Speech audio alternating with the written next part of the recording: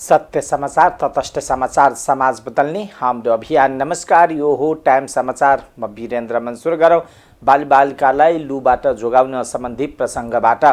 बालबालिकालाई तातो हावा र लुबाट जोगाउन राष्ट्रिय विपद जोखिम न्यूनीकरण तथा व्यवस्थापन प्राधिकरणले आग्रह गरेको छ। काठमाडौँ उपत्यकासहितको ठाउँका तापक्रम क्रमिक वृद्धि भइरहेको तथा मध्य तराई र आसपासमा अधिकतम तापक्रम 40 डिग्री सेल्सियस भन्दा माथि मापन भएको महाशाखाले जनाएको छ। पश्चिमी वायु सक्रिय नरहेकोले वर्षा नहुँदा गर्मी बढेको जनाइएको छ। काठमाडौँको अधिकतम तापक्रम 32.3 डिग्री सेल्सियस पुगेको छ भने सिमरा, जनकपुर लगायतका ठाउँका अधिकतम तापक्रम 40 डिग्री सेल्सियस नागेको छ।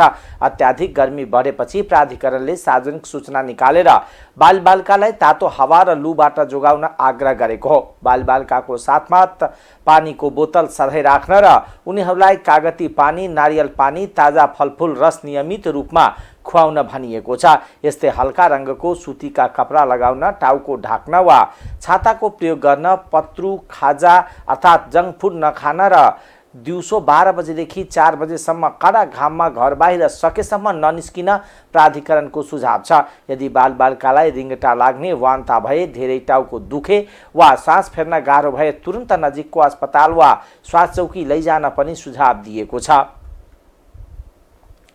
जनकपुर धाम उपमहानगरपालिकाले जनकपुर धामका सामुदायिक तथा संस्थागत विद्यालयहरू 8 दिनका लागि बन्द गरेको छ।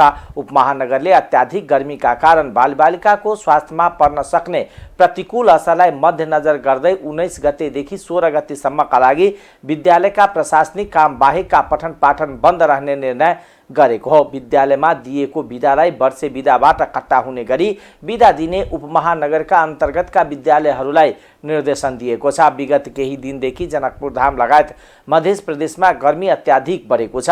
गर्मीका कारण बालबालिकाहरू मूर्छा पर्ने समस्या बढिरहेको थियो। जनकपुर धाम उपमहानगरपालिकाले आगामी आर्थिक वर्ष 80-81 का नीति कार्यक्रम र बजेटका लागि सुझाव सङ्कलन थालेको छ। जनकपुर धाम उपमहानगरपालिकाले आगामी आर्थिक वर्षको नीति कार्यक्रम र बजेट आगामी असार 10 गते भित्र नगरसभामा पेश गरिसक्नुपर्नेछ। यसका लागि बजेट निर्माण अघि राय सुझाव सङ्कलन थालिएको नगर प्रमुख मनोज कुमार शाहले बताउनुभयो। बजेटलाई स्थानीय आवश्यकता र मागका अनुसार प्रभावकारी बनाउन सुझाव माग गरिएको उहाँले बताउनुभयो। पालिकाको प्राथमिकताका विषय पहिचानमा सहजता, जनताको चाहना र भावना बुझ्दै बजेटलाई यथार्थपरक बनाउन राय सुझाव माग गरिएको शाहले बताउनुभयो। जेठ 20 गते शनिबारसम्म उपमहानगरपालिकामा राय सुझाव पेश गर्न पालिकाले सार्वजनिक सूचना जारी गरेको छ। जिल्लाको 18 वटै पालिका यति बेला नीति कार्यक्रम र बजेटको पूर्व तयारीमा जुटेका छन्। उनीहरूले स्थानीयसित राय सुझाव माग गरेका छन्। कृषि उत्पादन वृद्धि गरी स्वरोजगार सृजना गर्ने, गुणस्तरीय शिक्षा कायम गर्ने, भौतिक पूर्वाधारलाई पहुँच र गुणस्तरीय कायम गर्ने गरी राय सुझाव माग गरिएको उपप्रमुख किशोरी शाहले बताउनुभयो। सत्तारूढ नेपाली कांग्रेसका महामन्त्री गगन कुमार थापाले पार्टी सभापति शेरबहादुर देउवा विरुद्ध सङ्घर्ष गर्ने चेतावनी दिनुभएको छ। महामन्त्री थापाले पार्टी सभापति देउवाको एकल सहमतिमा सरकारले पार्टीको आधारभूत मान्यता विपरीत रेशम चौधरीलाई आम माफी दिने, नागरिकता विधेयक राष्ट्रपतिले प्रमाणीकरण गर्ने लगायतका काम गरेको आरोप लगाउँदै यस्ता गतिविधि विरुद्ध सङ्घर्ष गर्ने बताउनु भएको हो।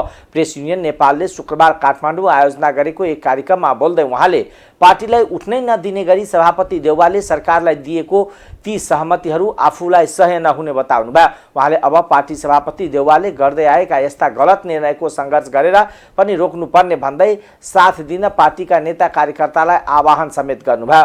महामन्त्री थापाले पार्टी सभापति देउवाका एकल निर्णयहरू आफूले विगतमा मान्दै आएको गल्ती गरेको उल्लेख गर्दै अब यस्तो गल्ती गर्ने पक्षमा आफू नरहेको पटक पटक दोहोऱ्याउनुभयो।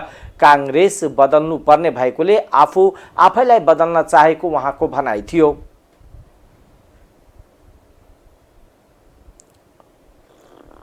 विषयहरुमा निर्णय गर्यो। एउटा निर्णय आम माफीको विषयमा जसको बारेमा साथीले चर्चा गर्नुभयो, एउटा निर्णय नागरिकताको विषयमा, एउटा निर्णय प्रदेश सरकारमा कांग्रेसको सहभागिताको लागि भएको मन्त्रालय पनि तोडफोड गर्ने विषयका सन्दर्भमा, एउटा निर्णय सरकारले गर्यो भर्खर सांसद विकास कोषका सन्दर्भमा।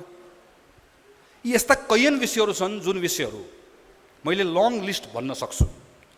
यी सबै विषयहरूका सन्दर्भमा यी सबै विषयहरू मैले भनेका तमाम सबै विषयहरू नेपाली कांग्रेसको पार्टी सभापतिले मुख्य नेतृत्वले एक्लै गर्नुभएको निर्णयहरू हो। यो निर्णय मैले तपाईभन्दा पछाडि थाहा पाएको हुँ, किनकि पहिला तपाईले थाहा पाउनुभयो, तपाईले बाहिर सम्प्रेषित गर्नुभयो र मैले त्यसलाई सुने। अब मैले बदल्ने भनेको यो परिपाटी गएको 1.5 वर्षदेखि चल्दै आएको छ, आजको दिनसम्म चल्यो। मैले यसलाई सहँदै आएँ, मैले यसलाई मान्दै आएँ। किन मान्दै आएँ भने सभापति हो, सभापति बहुमतमा हुनुहुन्छ, सभापतिले गर्नुहुन्छ, कुनै न कुनै दिन त गर्नु होला, मिलाउनु होला भन्ने भयो। मैले बदल्ने भनेको मैले नसहनु पर्ने कुरा सहेको हुनाले गर्दा अब म सहन्न भन्ने कुरा मैले आफूलाई बदल्ने हो, मैले मान्दिनँ भन्ने कुरा बदल्ने हो।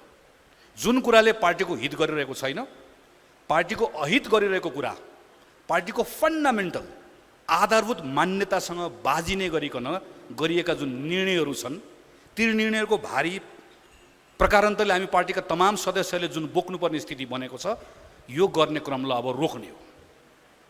यो गर्ने क्रमलाई लडेर रोक्ने हो, जुधेर रोक्ने हो, सङ्घर्ष गरेर रोक्ने हो। किन यो रोक्न आवश्यक छ? एकपछि अर्को गलत निर्णय गर्दै गयो भने यो भारीले पार्टी यसरी थिचिन्छ, चाहेर पनि कसैले यसलाई उठाउन सक्दैन, कसैले यसलाई बोक्न सक्दैन।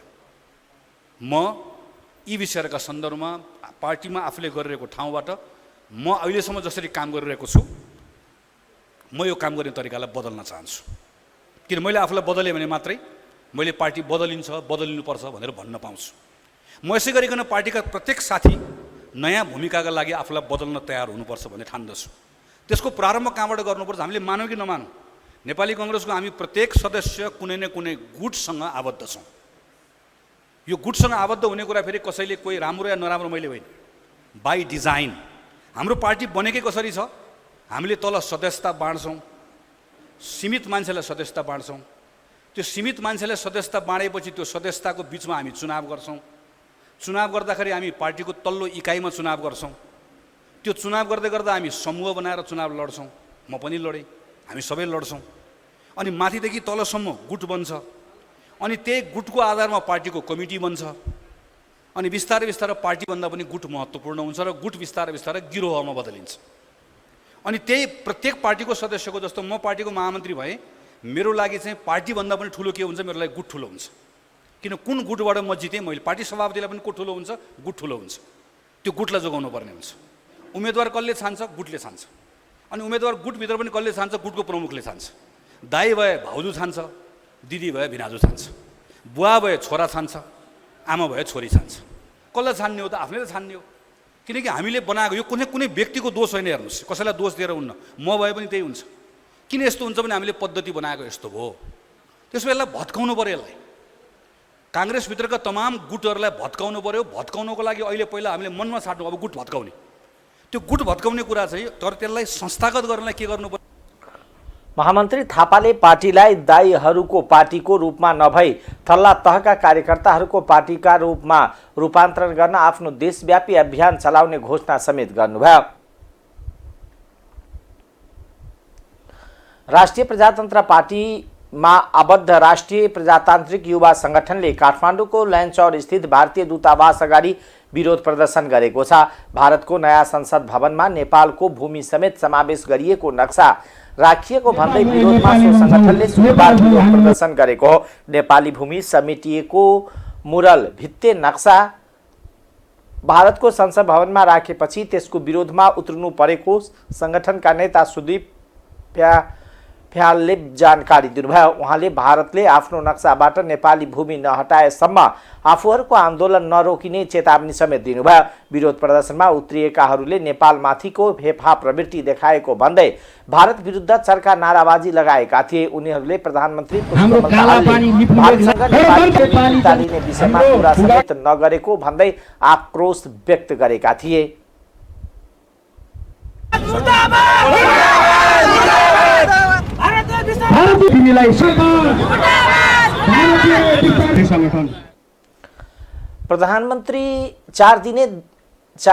भारतको 4 दिने औपचारिक भ्रमणमा रहनुभएका प्रधानमन्त्री पुष्पकमल दाहाल प्रचण्ड विशेष विमान मार्फत इन्दौर पुग्नु भएको छ। इन्दौर स्थित देवी अहिल्याबाई होल्कर विमानस्थलमा उहाँलाई मध्य प्रदेशका मुख्यमन्त्री शिवराज चौहान लगायतका सरकारी अधिकारीहरूले स्वागत गर्नुभयो। सो अवसरमा विमानस्थल बाहिर प्रधानमन्त्री स्थानीय सांस्कृतिक झाँकीले स्वागत गरिए। विमान बाहिर प्रधानमन्त्री दाहाललाई स्थानीय सांस्कृतिक झाँकीले स्वागत गरिएको थियो। सडकमा उत्रिएका सयौं नागरिकले नेपाल भारतको झण्डा फहराएर सम्मान प्रकट गरेका थिए। विमानस्थल बाहिरका सडकमा तपाईलाई स्वागत छ लेखिएका ब्यानर राखिएका थिए। बिहीबार प्रधानमन्त्री दाहाल र भारतीय समकक्षी नरेन्द्र मोदीसँग भेटवार्ताको अलावा दुई देशबीच महत्त्वपूर्ण विषयमा सहमति तथा समझदारी समेत भएको थियो। प्रधानमन्त्री दाहाल शनिबार स्वदेश फर्किने कार्यक्रम छ। भारत भ्रमणमा रहेका प्रधानमन्त्री पुष्पकमल दाहाल प्रचण्डले उज्जैन स्थित महाकालेश्वर मन्दिरमा पूजा अर्चना गर्नुभएको छ।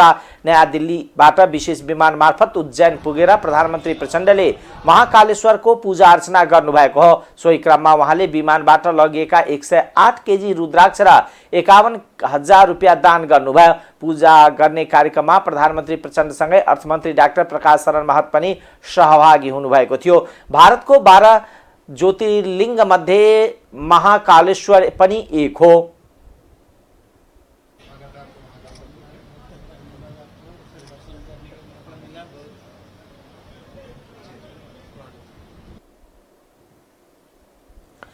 स्वास्थ्य तथा जनसङ्ख्या मन्त्री मोहन बहादुर बस्नेतले विपन्न नागरिकलाई 10% निशुल्क उपचार नगर्ने अस्पतालहरूलाई कारबाही गर्ने बताउनु भएको छ। शुक्रबार शहीद गंगालाल राष्ट्रिय हृदय केन्द्र मेडिकेयर हस्पिटलको अनुगमन गर्दै मन्त्री बस्नेतले विपन्न तथा आर्थिक अवस्था कमजोर भएका 10% नागरिकहरूको निशुल्क उपचार नगर्ने अस्पतालहरूलाई कारबाही गर्ने बताउनुभयो। उहाँले अस्पताल सञ्चालकको स्वीकृति लिँदा 10% विपन्न नागरिकलाई निशुल्क उपचार गर्ने प्रावधान राखिएको भए पनि सो प्रावधान पूर्ण रूपमा कार्यान्वयन हुन नसकेको जिकिर गर्नुभयो। उहाँले अनुगमनका क्रममा अस्पतालहरूसँग एक आर्थिक वर्षमा विपन्न नागरिकलाई निशुल्क उपचार गरेको विवरण समेत माग गर्नुभयो। मन्त्री बस्नेतले अस्पताल सञ्चालकको स्वीकृति लिँदाको सम्झौता अनुरूप 10% निशुल्क उपचार गर्न निर्देशन पनि दिनुभयो। उहाँले निशुल्क उपचार दिने र नदिने अस्पतालहरूलाई सरकारले सोही अनुरूप हेर्ने पनि प्रश्न पार्नुभयो। उहाँले अस्पतालमा शैय्या उपलब्ध छ छैन भन्ने पनि अनलाइन मार्फत सार्वजनिक गर्ने निर्देशन दिएको भन्दै आगामी दिनमा बेड पाउनका लागि मन्त्री वा सांसदहरूले सिफारिस गर्नुपर्ने अवस्था तोड्ने बताउनुभयो। भएका राम्रा काम र व्यतिथिका बारेमा दुवै जानकारी मलाई अलिअलि छ। त्यसको आधारमा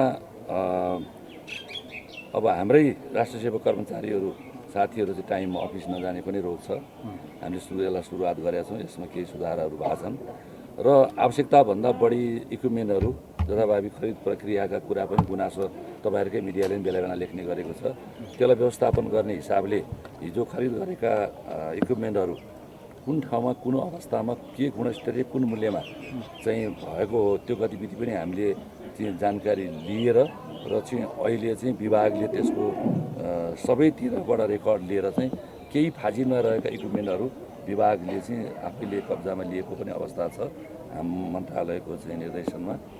त्यसपछि आएर चाहिँ विभिन्न अस्पतालहरूमा गुणस्तरीय सेवाहरू भएन भन्ने गुनासाहरूको साथसाथमा चाहिँ अहिले यो टिकट काट्ने कुरामा धेरै लामो समय चाहिँ यो बिरामीहरूले कुरेर बस्नुपर्ने, भिडभाड हुने, अब यो सरुवा रोगको प्रकोप बढ्न सक्ने सम्भावना हुने।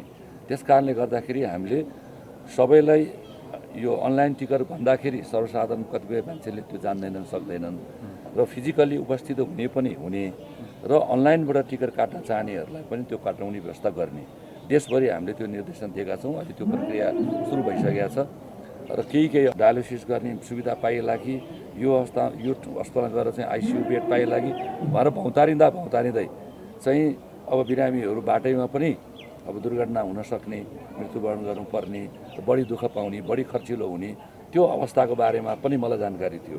त्यस कारणले गर्दा यसलाई चाहिँ हरेक अस्पतालहरूले अब बेडको अवस्था के छ, अरू सेवा सुविधाको अवस्था के छ त्यो चाहिँ वेबसाइटमा राखिदिनु पर्ने भनेर हामीले यो अनुगमनको सिलसिलामा चाहिँ हामीले भन्यौँ र अहिले धेरै अस्पतालहरूले त्यो सुरु गरिसकेको छ र यसका बारेमा पनि हामीले मन्त्री बस्नेतले अनुगमनका क्रममा अस्पताल प्रशासन, चिकित्सा, बहिरङ सेवामा भर्ना भएका बिरामी, आकस्मिक सेवामा भर्ना भएका बिरामीहरूलाई भेटी अस्पतालले दिएको सेवाको सम्बन्धमा जानकारी लिएका थिए। उनले अस्पताल अनुगमनको काम जारी राख्ने बताउनुभयो।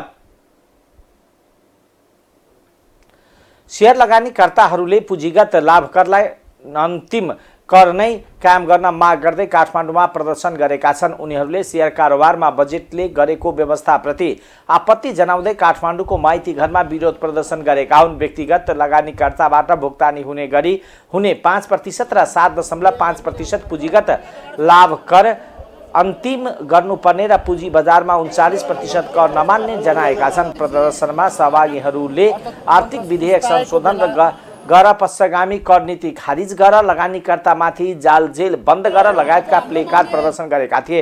प्रदर्शनमा राष्ट्रिय स्वतन्त्र पार्टीका सांसद हरि ढकालले एकबत्ता जनाउँदै शेयर लगानीकर्ताको माग पूरा गर्न सरकार गम्भीर हुनुपर्ने बताउनुभयो। लगानीकर्ताको सम्पत्तिमाथि लामो हात गर्ने प्रयासलाई असफल बनाउने उहाँले बताउनुभयो। उहाँले यस मुद्दालाई सम्पूर्ण लगानीकर्ताहरू एकजुट भएर अघि बढाउन समेत सुझाव दिनुभयो। तन्त्र सुस्ताएको बेला र बजारको अहिलेको परिवेशमा फेरि सरकारले विधेयक मार्फत, सरकारले बजेट मार्फत अप्रत्याशित रूपमा यो कर थुपार्न, अथवा म त एउटा शब्दमा भन्न चाहन्छु, लगानीकर्ताको सम्पत्तिमाथि लामो हात गर्न खोजिराखेका छ। यो लामो हात गर्न दिइने छैन। म सबै लगानीकर्ताहरूलाई एकजुट हुन, यो मुद्दा मैले साझा मुद्दा सदनमा प्रस्तुत गर्ने हो। साझा मुद्दा प्रस्तुत गर्दै गर्दाखेरि सम्पूर्ण लगानीकर्ता साथीहरू, अगुवा साथीहरूलाई एकमत एकजुट हुन, यो न कुनै एउटा ठुला लगानीकर्ता न कुनै साना लगानीकर्ता, यो स्ल्याबमा जसरी ट्याक्स लगाउन खोजिँदैछ यो भनेको सबैलाई मार पर्ने विषय हो।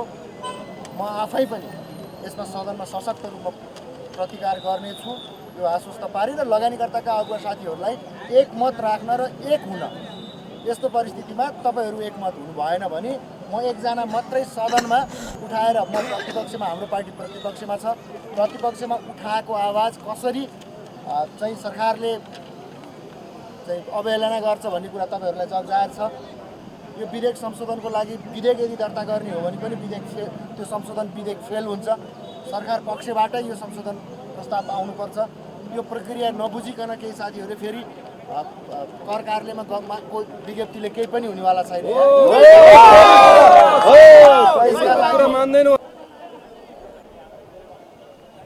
उहाँले यस विषयमा संसदमा सशक्त आवाज उठाउने जानकारी दिनुभयो। यता अर्थमन्त्री डाक्टर प्रकाश शरण महतले भने शेयर लगानीकर्ताहरू आयकरको दायरामा आउने भन्दै भ्रममा नपर्न आग्रह गर्दै आएका छन्। चीनको झोइङवाङमा हुने 19औं एसियाली खेलकुद सचिवालयको कार्यालय सञ्चालन गरिएको छ। एसियाली खेलकुदको तयारीलाई थप प्रभावकारी बनाउने सचिवालयको कार्यालय सञ्चालन गरिएको राष्ट्रिय खेलकुद परिषद राखेपाले जनाएको छ। त्रिपुरा स्थित राखेपा हातामा सञ्चालन गरिएको सचिवालय कार्यालयको युवा तथा खेलकुद मन्त्री डिक बहादुर लिम्बुले शुक्रबार उद्घाटन गर्नुभयो।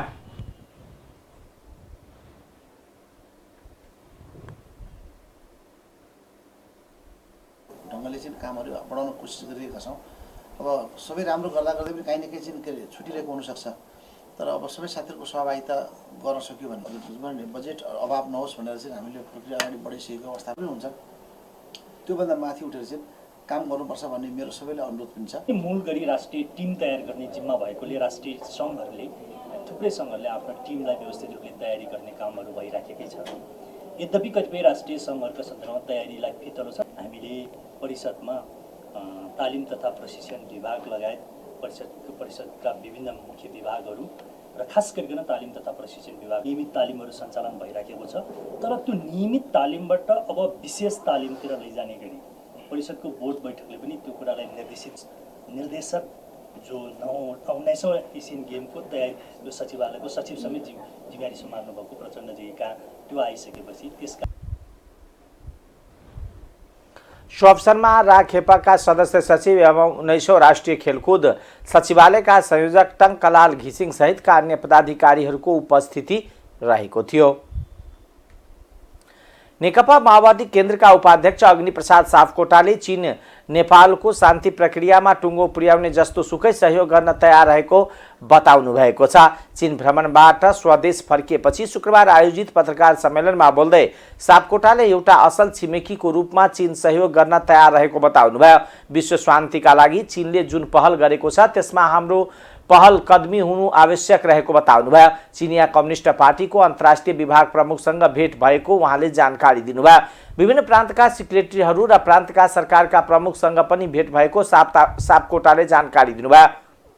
दुई पार्टी बीच सम्बन्ध विकास गर्ने सवालमा नियमित भ्रमण हुँदै आएको जानकारी दिनुभयो। हामीले गरेको यो 19औं भ्रमण हो। चीनले पनि एउटा असल छिमेकीको रूपमा खुलस्त भनिदिएकोमा सहयोग गर्न सहज हुने उल्लेख गरेको सापकोटाले बताउनुभयो।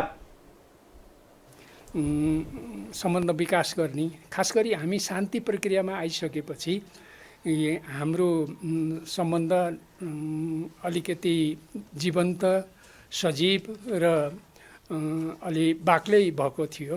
अहिले हामीले औपचारिक रूपमा पार्टीलाई निमन्त्रणा गरेर नै यो हाम्रो 19औं भ्रमण हो र त्यसका सामान्य समीक्षाहरू र दुई पार्टीका बीचमा आदान प्रदानहरू र एकअर्कालाई सहयोग गर्ने कुराहरू यी विषयमा पनि अलि विशेष महत्त्वका साथ नै हाम्रो छलफल भयो। अनि नेपालमा तयार छौँ, बरु एउटा असल मित्रको हैसियतले हामीलाई सबै कुरा खुलास्त भनिदिनु भयो भने हामीलाई सहयोग गर्न सजिलो हुन्छ भन्ने कुरा नै उहाँहरूले गर्नुभएको छ। यो तीनटा समिति बनाउनको पछाडिको कारण चाहिँ अब हामी यो भ्रमणदेखि चाहिँ अलिकति यसलाई व्यवस्थित गरौँ, पार्टी कार्यालयमा यसलाई विधिवत रूपमा दर्ता गरौँ, अनि त्यो अभिलेख पनि राखौँ र फेरि हामीले जे सिक्यौँ त्यो हामीले हेऱ्यौँ छोड्यौँ जस्तो नहो। अब उपाध्यक्ष तीनजना सचिव र धेरैजसो केन्द्रीय सदस्य नै भएको हुनाले उनीहरूले नै यसलाई धेरै राम्रो मानेका छन्। चाहिँ उहाँहरूलाई के भनौँ भनेर केही योजनाहरू चाहिँ अनुदानमा भएदेखि हामीलाई चाहिँ आर्थिक विकास गर्न, विकास निर्माणका कामहरू अगाडि बढाउन सजिलो हुन्छ भनेको थियो। त्यसलाई चाहिँ विशेष जोड दिएर राखियो। उहाँहरूले शब्दैमा हुन्छ भन्ने खालको त कुरा गर्नु भएन।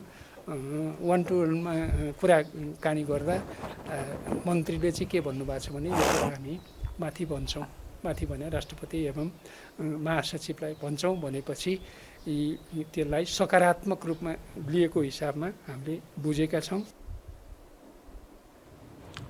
चीनले विश्वलाई नै चकित पार्ने गरी विकास गरेको र गरिबी निवारणमा खेलेको भूमिका चमत्कारी रहेको जानकारी दिनुभयो। चीनको आधुनिकीकरण बहुयामी छ भन्ने कुरा उहाँले बताउनुभयो।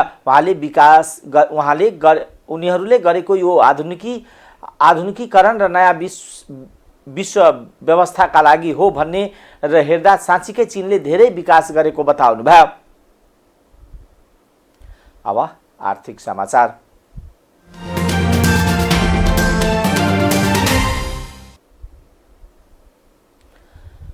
सरकारले आगामी आर्थिक वर्ष 80-81 को वार्षिक बजेट संसदमा प्रस्तुत गरिसकेको छ। आगामी आर्थिक वर्षका लागि अन्तर सरकारी वित्तीय हस्तान्तरण अन्तर्गत संघ सरकारबाट प्रदेश र स्थानीय तहका लागि कुल 4 खर्ब 8 करोड 70 लाख विनियोजन गरेको छ, जसमध्ये चालु शीर्षकमा 3 खर्ब 36 अर्ब 67 करोड 10 लाख र पुँजीगततर्फ 63 अर्ब 41 करोड 60 लाख विनियोजन भएको छ। अन्तर सरकारी वित्तीय हस्तान्तरण अन्तर्गत प्रदेश र स्थानीय तहमा जाने रकम मध्ये सामान्यीकरण अनुदानतर्फ 1 खर्ब 46 अर्ब 2 करोड 4 लाख, सशर्त अनुदानतर्फ 2 खर्ब 27 अर्ब 61 करोड 45 लाख र विशेष अनुदानतर्फ 13 अर्ब 26 करोड 73 लाख र सम्पूरक अनुदानतर्फ 13 अर्ब 26 करोड 73 लाख विनियोजन भएको छ। संघीय बजेटमा प्रदेशका लागि 1 खर्ब 5 अर्ब 6 करोड 68 लाख र स्थानीय तहका लागि 2 खर्ब 95 अर्ब 2 करोड 2 लाख विनियोजन भएको छ। वित्तीय हस्तान्तरण मार्फत जाने रकम मध्ये सबैभन्दा धेरै कर्णाली प्रदेशले 16 अर्ब 27 करोड 39 लाख र कोशी प्रदेशले 16 अर्ब 11 करोड 70 लाख बराबर बजेट पाएको छ। मधेसका लागि 13 अर्ब 45 करोड 35 लाख, बागमतीका लागि 15 अर्ब 81 करोड 23 लाख, गण्डकीका लागि 13 अर्ब 60 करोड 40 लाख र लुम्बिनीका लागि 15 अर्ब 38 करोड 42 लाख र सुदूरपश्चिमका लागि 14 अर्ब 42 करोड 19 लाख विनियोजन भएको छ।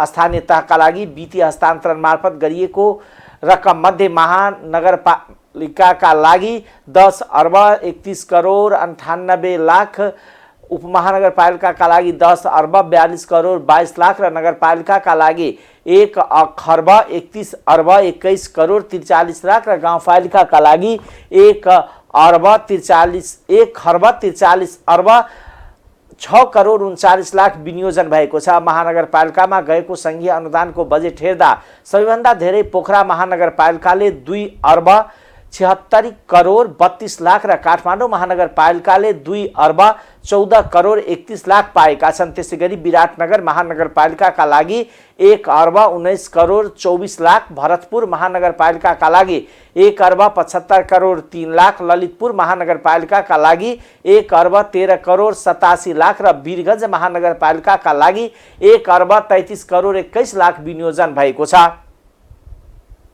अन्तर्राष्ट्रिय समाचार।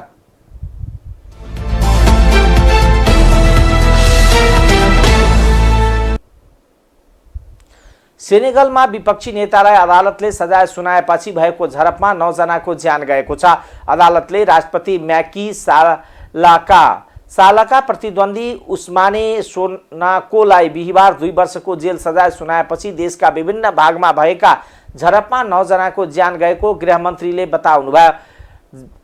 अदालतको पछिल्लो निर्णयबाट सोनाकोलाई आउँदो राष्ट्रपतीय चुनावमा प्रतिस्पर्धा गर्न प्रतिबन्ध लाग्ने सम्भावना छ। बिहिबार अदालतको फैसला सार्वजनिक हुन बित्तिकै सोनाका समर्थक र प्रहरी बीच झडप भएका थिए। यो घटनाले सोनागललाई गहिरो रूपमा विभाजित गरेको र घातक हिंसा फैलाएको तथा स्थिर देशको छविलाई ध्वस्त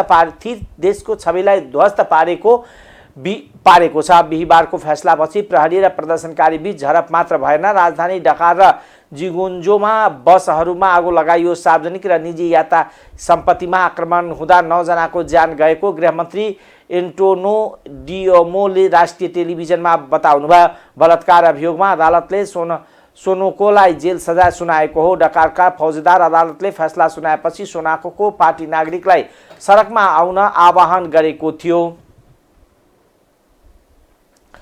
सन् 2022 मा खराब आर्थिक सङ्कटमा फसेको श्रीलङ्काले 3 वर्षपछि पहिलो पटक ब्याज दर कटौतीको घोषणा गरेको छ। श्रीलङ्काको केन्द्रीय बैंकले निर्णायक ब्याज दरलाई 2.5% बिन्दुले घटाएर 14% मा झारेको छ।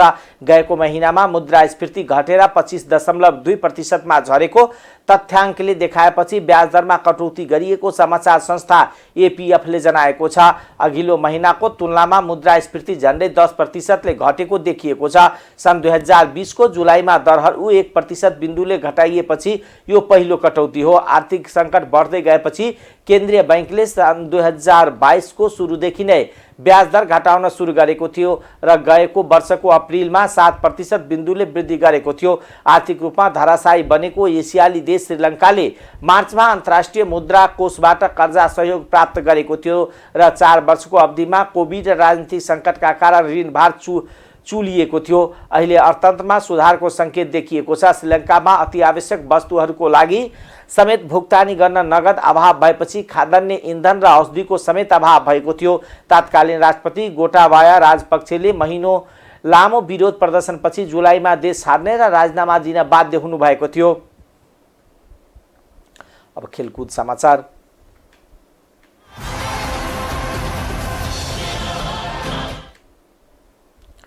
नेपाली राष्ट्रिय फुटबल टोलीको बन्द प्रशिक्षण स्थगित भएको छ र अखिल नेपाल फुटबल संघ एन्फाले हिजो एक विज्ञप्ति निकालेर निर्धारित तालिका अनुसार देशभर आजदेखि दशरथ रङ्गशालामा प्रशिक्षण हुने र त्यसपछिको प्रशिक्षण स्थगित गरिएको जनाएको छ।